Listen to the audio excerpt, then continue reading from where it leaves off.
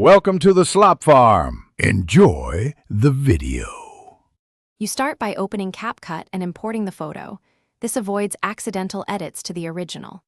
Once done, duplicate the image layer so you can compare before and after.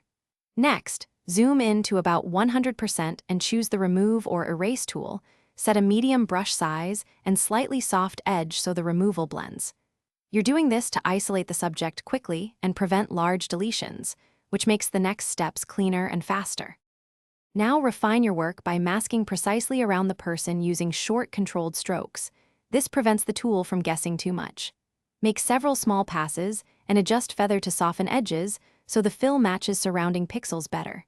If Capcut offers a patch or clone option, switch to it for complex backgrounds and sample nearby textures. Keep toggling visibility to check progress. That ensures you're removing the subject while preserving shadows and context, which prevents an obvious cutout look.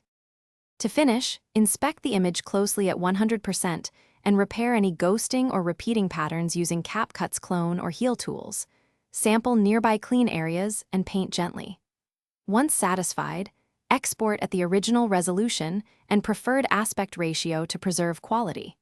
If you see artifacts after export, reopen the project, redo the problematic mask area with a smaller brush, or try a different patch source.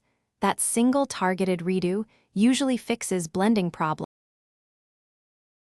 Thanks for watching. Consider subscribing if we helped you today.